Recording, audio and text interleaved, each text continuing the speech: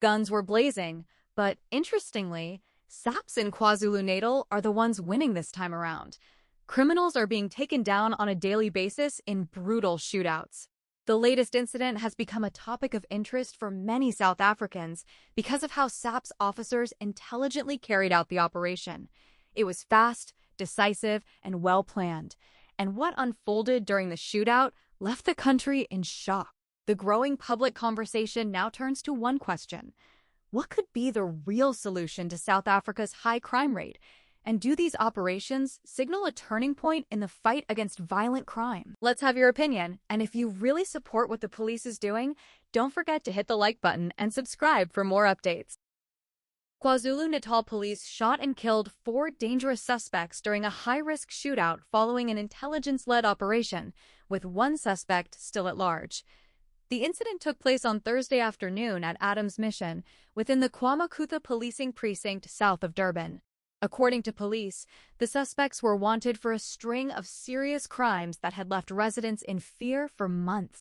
These included armed robberies, house robberies, carjackings, and kidnappings in Umbumbulu and surrounding areas, crimes that had disrupted daily life and placed entire communities under constant threat. For residents of Umbumbulu and nearby areas, criminal activity had become a harsh reality rather than an occasional occurrence. Armed gangs were reportedly moving freely, targeting homes and motorists, and instilling fear through violent robberies and kidnappings. Community members had raised concerns repeatedly, calling for decisive action as criminal networks appeared to operate with confidence and little regard for the law. Against this backdrop, the latest police operation was not just another law enforcement exercise, but a response to sustained terror inflicted on ordinary people. Police confirmed that the operation was intelligence-driven, underscoring a strategic shift toward proactive policing rather than reactive responses after crimes have already been committed. Acting on gathered intelligence, officers identified a vehicle believed to be linked to the suspects and matching descriptions provided during previous investigations. The vehicle was spotted while the suspects were allegedly still active, reinforcing the urgency of stopping them before more lives could be endangered. Officers moved swiftly once the vehicle was located. Along Shalani Road, police attempted to intercept the suspects, aiming to prevent them from continuing their criminal activities. What followed was a tense and dangerous confrontation. As officers closed in, a shootout erupted between the police and the suspects, turning the stretch of road into a scene of chaos and gunfire. In the exchange, 4 suspects sustained fatal gunshot wounds. The outcome of the shootout was both dramatic and decisive. 4 of the suspects were declared dead at the scene, effectively ending their alleged crime spree. 1 suspect, however, managed to escape during the confrontation and remains at large.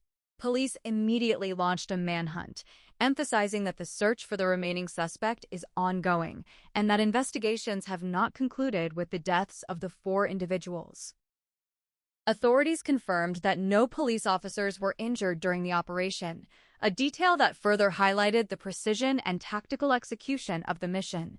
In a province where police officers often find themselves under fire and at significant risk, the fact that all officers involved emerged unharmed was seen by many as evidence of careful planning, coordination, and discipline. The police operation successfully neutralized what authorities described as an immediate threat to the community. For residents who had lived under constant fear of armed robberies and kidnappings, the news brought a sense of relief, even as concerns remained about the suspect still on the run. Law enforcement officials have urged members of the public to provide any information that could assist in locating the fugitive, stressing that community cooperation remains essential in ensuring long-term safety. This latest shootout has reignited national debate about policing, crime, and the use of force in South Africa.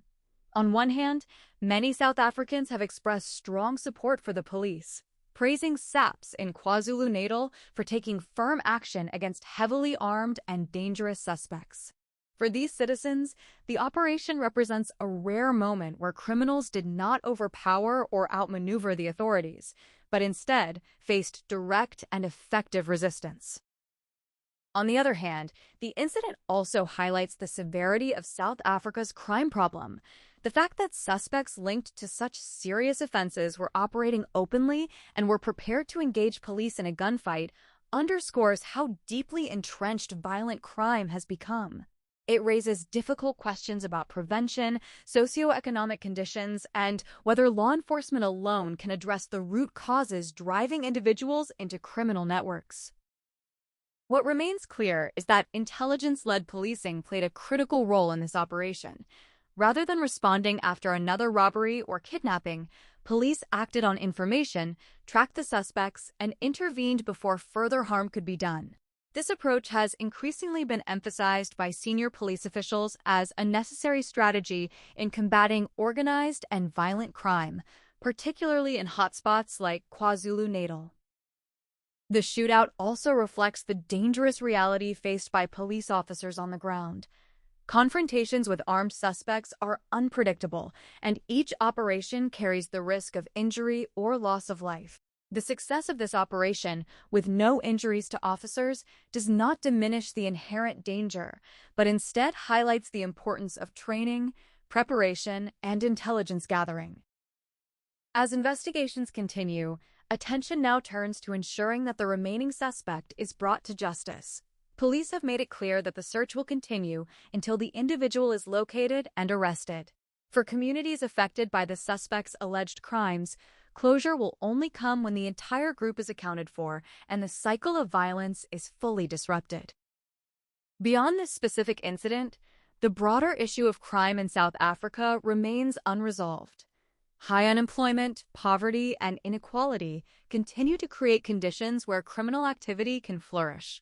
While decisive police action can disrupt gangs and remove dangerous individuals from the streets, long-term solutions will likely require a combination of effective policing, social intervention, and economic opportunity. Still, for many South Africans, the events at Adams Mission stand as a moment of reassurance. In a country often shaken by stories of crime and insecurity, the operation demonstrated that when intelligence, planning, and swift action come together, the balance can shift in favor of the law. It is a reminder that communities are not entirely powerless, and that, at least in this instance, those who were terrorizing residents were stopped before causing further harm. As the manhunt continues and investigations unfold, the incident remains a powerful symbol of the ongoing struggle between law enforcement and criminal elements. Whether it marks a turning point or simply another chapter in a long battle will depend on what follows. For now, KwaZulu-Natal residents and the nation at large watch closely, hoping that this operation signals a sustained and effective response to violent crime rather than a brief and isolated victory.